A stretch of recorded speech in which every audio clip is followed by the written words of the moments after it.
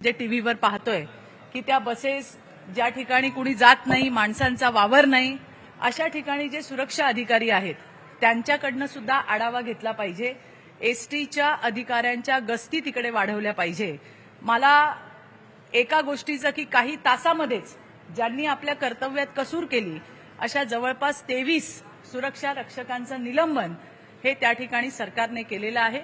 आज याच संदर्भामध्ये महत्वाची बैठक की येणाऱ्या दिवसामध्ये असल्या घटनांची पुनरावृत्ती होऊ नये, महिलांना एसटीच्या प्रवासामध्ये सुरक्षित वाटावं यासाठीची तातडीची बैठक सुद्धा आता परिवहन मंत्री त्या ठिकाणी त्यांच्या अधिकाऱ्यांसोबत घेत आहेत. आणि मला याबद्दल ज्या वाटल्या की ज्या सूचना कराव्याशा वाटल्या की जेणेकरून या घटना टाळता येतील, कारण शेवटी एसटी ही जीवनवाहिनी आहे. एसटीने हजारो महिला रोज ये जा करतात आणि जेव्हा अशी एखादी घटना घडते त्यावेळेला विचार करायला लागण्यासारखी ही घटना झाली. आणि त्यानंतर पुन्हा एकदा एसटीच्या प्रवासांमध्ये आपल्याला काय चांगल्या महिलांना सुविधा देता येतील या गोष्टींवरती चर्चा झाली. मी माझं निवेदन त्यांना दिलेलं आहे. मला परिवहन मंत्र्यांनी आश्वस्त केलेलं आहे की या ज्या सूचना आम्ही केलेल्या आहेत त्या सूचनांवरती पूर्णपणे ते काम करतील.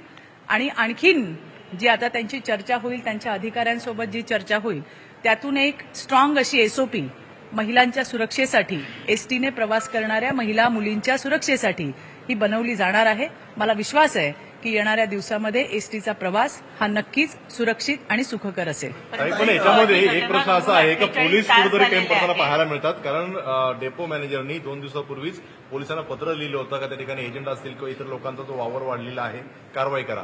पोलिसांनी कारवाई न केल्यामुळे कुठेतरी अशा घटनेला बळ मिळाले नाही. नक्कीच मला असं वाटतंय, तुमच्याच माध्यमातून आज सकाळी मी ही बातमी वाचली की 3 दिवसापूर्वीच आगार प्रमुख जे डेपो मॅनेजर आहेत त्यांनी पोलिसांकडे तक्रार केली होती. पोलिसांनी त्याच्यावर का कारवाई केली नाही किंवा त्याच्यावरती त्यांनी का काम केलं नाही याची सुद्धा माहिती आम्ही नक्कीच घेऊ. आणि मला यातही मी तुम्हाला सांगते की महिलांच्या प्रश्नांवरती अतिशय गंभीर असं महायुतीचं सरकार आहे. तुम्ही पाहिलं कालच्या दिवसामध्ये 23 सुरक्षा रक्षकांना एका वेळेला हटवण्यात आलं कारण त्यांनी त्यांच्या कर्तव्यात कसूर केली. पोलिसांची सुद्धा हयगय किंवा इतर कुठल्या अधिकाऱ्यांची हयगय यामध्ये जर आढळली तर कुणालाही कमी करण्यामध्ये, कुणालाही निलंबित करण्यामध्ये सरकार हयगय करणार नाही, एवढं मी आपल्याला विश्वासाने सांगते. 48 तास झालेले आहे. आरोपीचा चेहरा सुद्धा समोर आलेला असताना पोलिसांना अजून आरोपीला अटक करता आलेली नाहीये, म्हणून काँग्रेस प्रदेश अध्यक्षांनी मागणी केलेली आहे की गृहमंत्र्यांनी राजीनामा द्यायला पाहिजे. कसं आहे की बोलण्यासारखं खूप आहे, परंतु मला असं वाटतं की ज्या वेळेला देवाभाऊ सारखा, देवेंद्रजी फडणवीसांसारखा सक्षम मुख्यमंत्री असताना गोंधळ घालण्याची आवश्यकता नाही. मला विश्वास आहे येणाऱ्या काही तासांमध्ये लवकरच हा आरोपी जो आहे तो त्या ठिकाणी पकडला जाईल.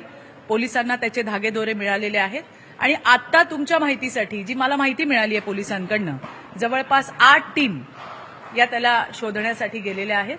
कुठल्याही क्षणी त्याला अटक होईल आणि जी शिक्षा, कठोरात कठोर जी शिक्षा आहे, ज्याच्यामध्ये आपल्याला सांगितलं गेलंय की लवकरात लवकर हा खटला चालवून असल्या हरामखोरांना अजिबात सोडता कामा नये याची भूमिका आमची सुद्धा आहे.